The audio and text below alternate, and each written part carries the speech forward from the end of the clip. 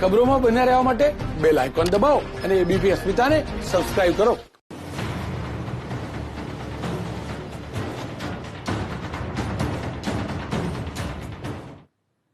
નમસ્કાર. એબીપી અસ્મિતાની વિશેષ રજૂઆત સતર્કતા સાથે ઉજવીએ દિવાળીમાં આપનું સ્વાગત છે.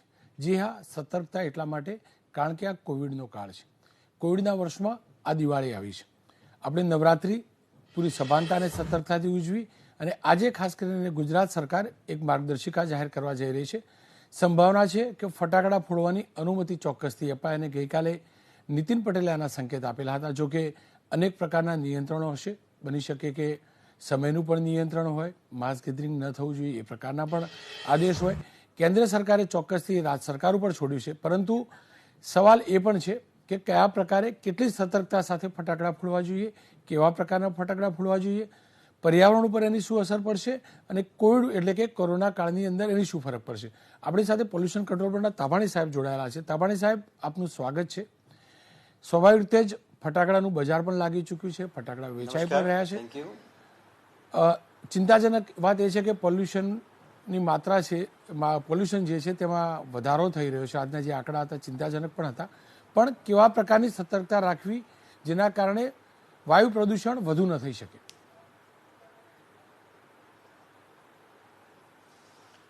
સૌથી પહેલાં તો દર્શક મિત્રો, હું આપને જણાવવા માગું છું કે વાયુ પ્રદૂષણ જો વધારો થતો હોય ત્યાં એના માટે સૌથી વધુ જવાબદાર તો આપણે જાતે જ છીએ. આપણે જો આપણા સંસાધનોનો યોગ્ય રીતે જો ઉપયોગ નહીં કરીએ અને જો આપણે બીજાને દોષ આપ્યા કરીશું તો આ ક્યારેય આ સમસ્યાનું નિરાકરણ આવવાનું નથી. જેમ કે આપણને જો જરૂર વગરના વાહનોનો વપરાશ કરવાનો હોય, જરૂર વગર આપણે જો કચરોને ઉત્પન્ન કરવાનો હોય, જરૂર વગર આપણે કચરો જાહેરમાં બાળવો હોય તો વાયુનું પ્રદૂષણ વધવાનું જ છે. આ બધા જ ઉપાયો એ આપણા હાથમાં જ છે. આપણે જ એને નિયંત્રિત કરી શકીએ છીએ.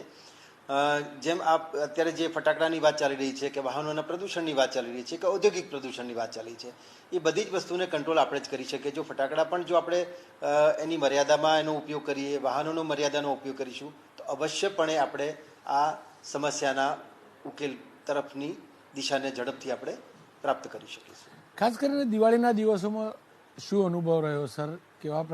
કેવી રીતે વાયુ પ્રદૂષણ વધતું હોય છે અને કેવા પ્રકારના ક્રેકર્સ આપણે ફોડીએ જેના કારણે વાયુ પ્રદૂષણ ઉપર નિયંત્રણ લાગી શકે? સૌથી પ્રથમ આપને વાત કરું કે અત્યારે ફટાકડા માટેની મેટર અત્યારે એનજીટીમાં નેશનલ ગ્રીન ટ્રિબ્યુનલમાં ચાલી રહી છે અને 9 તારીખે એનો ચુકાદો આવવાનો છે. હવે નામદાર કોર્ટ એ શું ચુકાદો આપશે એ આપણને ખ્યાલ નથી, એટલે ફટાકડા ફોડવા કે નહીં ફોડવા એ વિશે હું આપને અત્યારે કંઈ પણ જણાવી શકું એમ નથી. પણ હું જીપીસીબી દ્વારા પાછલા ઘણા બધા વર્ષોથી દિવાળી દરમિયાન અને ઘણા બધા તહેવારો દરમિયાન અવાજના પ્રદૂષણ માટે અને હવાના પ્રદૂષણ માટેના મોજણી થતી હોય છે. એટલે એના સેમ્પલ આપણે લેતા હોઈએ છીએ જે તે વિસ્તારોમાંથી. તો હું આપને જણાવું કે જે 4 જે આપણા રાજ્યના જે મહાનગરો છે, સુરત, વડોદરા, અમદાવાદ અને રાજકોટ, તો એમાં તહેવારો દરમિયાન અને તહેવાર પછી એટલે દિવાળીના પહેલાં અને દિવાળીના દિવસો દરમિયાન જ્યારે આપણે હવાના પ્રદૂષણની માત્રાની વાત કરીએ તો SO2 નોક્સ, PM2.5 અને PM10 એમાં થોડો વધારો આપણે લગભગ 10 થી 15% જેટલો વધારો જોવા મળ્યો છે. એનું કારણ એ હોઈ શકે કદાચ આપણે જે ફટાકડા ફોડતા હોઈએ, આપણી અવર જવરના કારણે અથવા બીજા એક્ટિવિટીઝના કારણે આવા હવાનું પ્રદૂષણ વધતું હોય છે. તાવાણી સાહેબ, ખાસ કરીને દિલ્હીની તુલના કરીએ તો પ્રમાણમાં હજુ પણ આપણું વાયુ પ્રદૂષણ ઘણું ઓછું છે. દિલ્હી અને અન્ય રાજ્યો કરતાં વાયુ પ્રદૂષણની ગુજરાતની શું સ્થિતિ, મહાનગરો સાથે સાથે નાના શહેરો અને ગ્રામીણ વિસ્તારની શું સ્થિતિ? હા, હું આપને એક ખાસ જણાવવા માગું છું કે બીજા રાજ્યોની તુલનામાં આપણે જોઈએ તો ગુજરાતમાં પરિસ્થિતિ ઘણી સારી છે. એનું કારણ છે કે લોકોની અને સરકારની પોતાની જવાબદારી અને સભાનતા છે, એ સૌથી મોટી કારણભૂત છે. હવાનું પ્રદૂષણ જો શહેરમાં ફેલાતું હોય તો એના માટેના ખાસ તો જે રોડ રસ્તાઓ છે એની જે સ્થિતિ છે, જેમ કે આપણા ત્યાં ઘણા બધા નગરોમાં રોડ સ્વીપિંગ થતું હોય છે. રોડનો જે કચરો ખરો ને એ સમયસર વાળી લેવાતો હોય, કાં તો દિવસ દરમિયાન અથવા રાત્રિ દરમિયાન. પ્લાન્ટેશન પણ એટલા સારા થયા છે. આપણા ત્યાં રોડનું કાર્પેટિંગ જે ખરું ને એ વોલ ટુ વોલ મોટાભાગના થાય છે. એટલે એ એવા બધા સારા પગલાઓ છે કે જેના કારણે આપણે હવાનું પ્રદૂષણ આપણે ઘણું બધું ઘટાડી શકીએ છીએ. અહીંયા PUCની કામગીરી જોઈએ તો પણ એ ઘણી બધી સારી છે. વાહનોનું જે રીતે વપરાશ થાય છે એ પણ હું માનું ત્યાં સુધી પબ્લિક ટ્રાન્સપોર્ટેશનનો બી ઉપયોગ વધારે સારો થાય છે. અમદાવાદ ને રાજકોટ ને બધા સિટીમાં આપણે જોઈએ તો બીઆરટીએસ કે બાકી જે પબ્લિક ટ્રાન્સપોર્ટેશન છે એનો ઉપયોગ પણ લોકો વધુ સારા પ્રમાણમાં કરે છે. અને આ બધા પગલાં એવા છે કે જેમ કે અમદાવાદમાં આપ જોઈ રહ્યા છો કે સીએનજીની રિક્ષાઓને સીએનજીના વપરાશ, તો આ બધા જ જે નાના મોટા જે પગલાં જે ખરા એના કારણે રાજ્ય સરકારની જે તત્પરતા છે, રાજ્ય સરકારે જે યોગ્ય અસરકારક પગલાં લીધા છે એના કારણે હવાનું પ્રદૂષણ જે બીજા રાજ્યો અથવા દિલ્હી જેવા મહાનગરોના લેવલ સુધી આપણે ક્યારેય જવાના જ નથી અને આપણું હવાનું પ્રદૂષણ બહુ જ સારી રીતે નિયંત્રિત રહેશે એવું મને દેખાય છે. તવાણી સાહેબ, ખાસ કરીને લોકડાઉનના સમયની અંદર સદંતર વાહન વ્યવહાર બંધ રહેલો, ઉદ્યોગો બંધ રહેલા, એ વખતે પ્રદૂષણની માત્રા કયા પ્રકારની હતી, શુદ્ધ હવા કયા પ્રકારની હતી અને તેનો લોકોના સ્વાસ્થ્ય ઉપર શું ફરક પડ્યો, ત્યારબાદ કેવી રીતે વધી? હા, હું આપને જો લોકડાઉનના સમયના ગાળાની વાત કરું તો લોકડાઉનના સમયગાળા દરમિયાન હવાના પ્રદૂષણમાં જે આપણે જે 4 પેરામીટરની વાત કરીએ છીએ એમાં બહુ જ ઘટાડો મોટો નોંધાયો હતો. એનું કારણ છે એક તો વેહિક્યુલર પોલ્યુશન આપણે જે થતું હોય એની મુવમેન્ટ બંધ હતી એના કારણે, અને ઔદ્યોગિક ઉત્પાદન પણ ઘણું બધું નિયંત્રિત થઈ ગયું હતું. એના કારણે આ બંનેની માત્રા ઘણી બધી ઘટી ગઈ હતી. પણ એ પછી થોડું એ પણ જોવામાં આવ્યું કે ઉદ્યોગો તો ઘણા બધા ચાલુ થઈ ગયા હતા પણ વાહનોનો વપરાશ ઘટ્યો હતો અને એ કારણે બી હવાનું પ્રદૂષણ ઘણું બધું નિયંત્રિત રહ્યું હતું. એટલે એવું કહી શકીએ કે મહદ અંશે આમાં હવાના પ્રદૂષણમાં વાહનોનો વપરાશ એટલે ડોમેસ્ટિક જે ખરો એનો એક ફાળો ઘણો સારો એવો હોય છે અને જેના કારણે પણ આ હવાની માત્રામાં પ્રદૂષણની માત્રામાં વધારો થતો હોય છે. તવાણી સાહેબ, આ ટ્રિબ્યુનલનો જે આખો કિસ્સો છે કે જે પ્રકારે વાત ચાલી રહી છે, એક્ઝેક્ટલી છે શું અને શું ટ્રિબ્યુનલે ગુજરાત સરકાર પાસે કોઈ જવાબ માંગેલો છે? ટ્રિબ્યુનલમાં હું આપને જો જણાવું તો ફટાકડા ફોડવા માટે ઘણા વર્ષોથી ચાલી રહ્યું છે અને એમાં અગાઉ અલગ અલગ કોર્ટો, સુપ્રીમ કોર્ટે પણ નિર્દેશો આપેલા છે કે રાત્રે 10 વાગ્યા પછી અવાજ ફોડતા હોય, અવાજ કરતા હોય એવા ફટાકડાને ફોડવા નહીં. ફક્ત જેમાં લાઇટ એમિટિંગ હોય કે જેમાં ખાલી પ્રકાશ જ નીકળતો હોય જેમ કે ફૂલઝડી કે એવા હોય એવા જ તમે એનો ઉપયોગ કરી શકો છો. એટલે રાત્રે 10 વાગ્યા પછી તો આમ પણ જે અવાજ ઉત્પન્ન કરે એવા એક પણ ફટાકડાનું આપણે કરવાનું નથી. પરંતુ હવે હવાના જે પ્રદૂષણની માત્રા જે વધતી જાય છે, જેમ કે ફટાકડા જ્યારે આપણે ફોડવામાં આવતા હોય છે ત્યારે PM લેવલમાં પણ એની અસર થતી હોય છે, સાથે સલ્ફર પણ વધતું હોય અને નોક્સનું લેવલ પણ ક્યારેક વધતું હોય છે. એટલે આ બધા જે હવાના પ્રદૂષણોને ધ્યાને લઈ અને પછી એવું થાય છે કે આમાં ધીમે ધીમે એનો વપરાશ નિયંત્રિત કરવો અત્યંત જરૂરી લાગે છે અને એ જ કારણે અત્યારે કોર્ટમાં અત્યારે મેટર ચાલી રહી છે. 9 તારીખે નામદાર કોર્ટ જે ચુકાદો આપશે એ આપણે બધાને સર્વમાન રહેશે અને એ પ્રમાણે આપણે બધાએ કામગીરી કરવાની રહેશે. તવાણી સાહેબ, આપ અમારી સાથે જોડાયેલા રહેજો. આપણી સાથે ડૉક્ટર સમીર ગામી જોડાયેલા છે અને જે ફેફસાના સ્પેશિયાલિસ્ટ પણ છે અને કોવિડ એક્સપર્ટ પણ છે, કારણ કે આ સમયમાં તેઓએ ઘણું કામ કર્યું છે. ડૉક્ટર સાહેબ, આપનું સ્વાગત છે.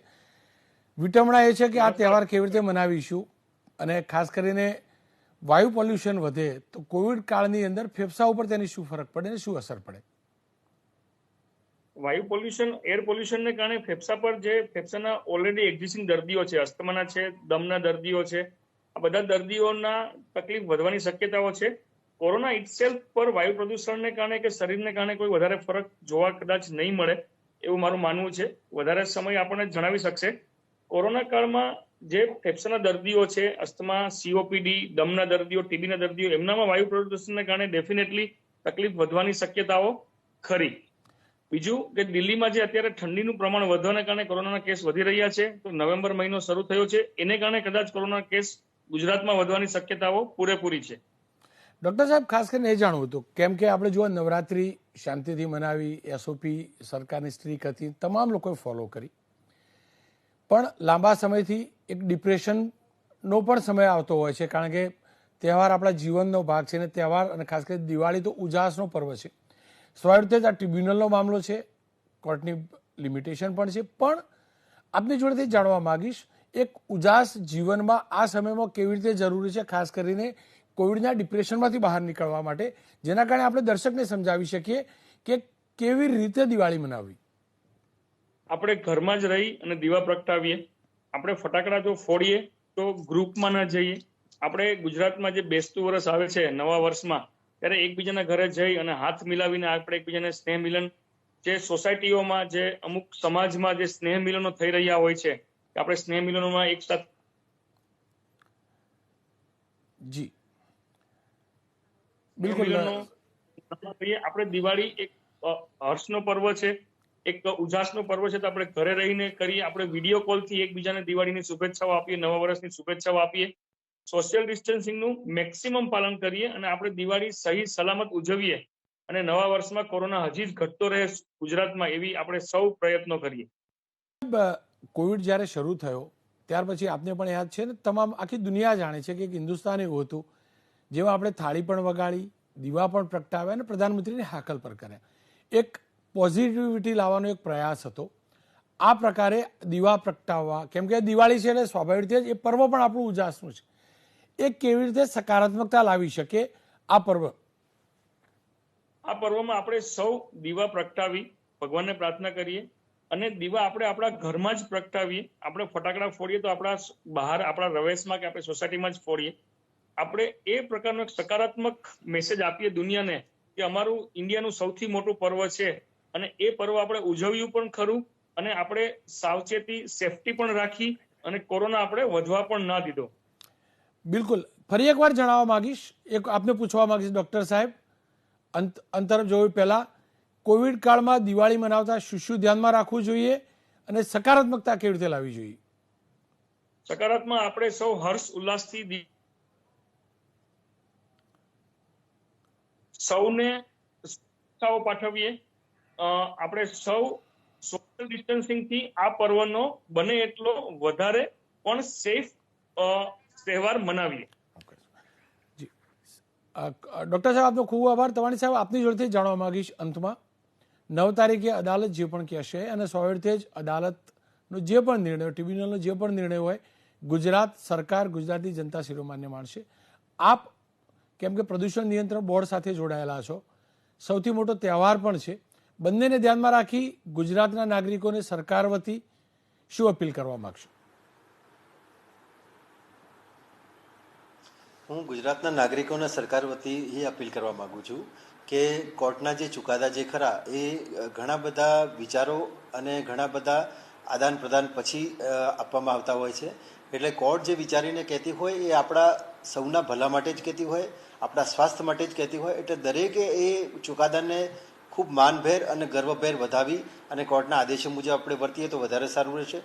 હવા પ્રદૂષણને આપણે નિયંત્રણ કરવા માટે કોર્ટના વિવિધ જે આદેશો છે અને જે પર્યાવરણ સુરક્ષા અધિનિયમ હેઠળ અને એર એક્ટ હેઠળ જે નિયંત્રણો અથવા જે પ્રકારે આપણે સાધનો વસાવી અને જે કરવાના છે એના કારણે જ આપણે આટલું પ્રદૂષણને નિયંત્રિત કરી શક્યા છીએ. એટલે કોર્ટનો અને આ બધા નિયમોનો હવાના પ્રદૂષણને નિયંત્રણ કરવામાં અને આપણા સ્વાસ્થ્યને વધારે સારું રાખવા માટે એક ઘણો જ મોટો એક ભાગ હોય છે. એટલે આપણે સર્વે હું ફરી આપને કહું છું કે આપણે સર્વે આ મહિમમાં આપણે જોડાવીએ અને આપણું અને આપણી આસપાસના વસતા બધાના સ્વાસ્થ્યની ચિંતા કરી અને પ્રદૂષણને ઘટાડવા માટેના પ્રયત્નો કરીએ. તમારી સાહેબ, આપ અમારી સાથે જોડાયા બદલ ખૂબ ખૂબ આભાર. કુલ મળીને સંભાવના છે કે આજે અથવા કાલે ગુજરાત સરકાર દિવાળીના તહેવારના સેલિબ્રેશનને લઈ માર્ગદર્શિકા જાહેર કરે, અદાલતનો જે પણ નિર્ણય આવે, ટ્રિબ્યુનલનો જે પણ નિર્ણય આવે, પણ આપણું સ્વાસ્થ્ય આપણા હાથમાં છે. ડિપ્રેશનનો પીરિયડ ચોક્કસથી છે, એમાંથી બહાર નીકળવું પણ જરૂરી છે, પરંતુ જો છૂટ મળે તો પણ તમામ ગાઈડલાઇન્સનું પાલન કરીએ. દિવાળી બાદ નવું વર્ષ હોય છે અને આપણે તમામ લોકો નવા ઉજાસની આશા રાખીને બેઠા છીએ, ત્યારે એબીપી અસ્મિતાની પણ અપીલ, પૂરા વિવેક સાથે, પૂરા સંયમ સાથે આપણે જે રીતે નવરાત્રિ, ઈદ સહિતના તમામ જે તહેવારો મનાવ્યા, તમામ ધર્મના તહેવારો મનાવ્યા, એ જ પ્રકારે પૂરી સતર્કતા સાથે દિવાળી મનાવીએ. ફટાકડાની છૂટ મળે તો એ પ્રકારના ફટાકડા ફોડીએ, જેના કારણે ધ્વનિ અને વાયુનું પ્રદૂષણ ઓછું થાય. ખેર, આજથી જ તહેવારોની શરૂઆત થઈ ચૂકી છે, ત્યારે આપ તમામને દિવાળીની શુભેચ્છા, સ્વસ્થ રહો એવી પણ શુભેચ્છા. એક વિરામ.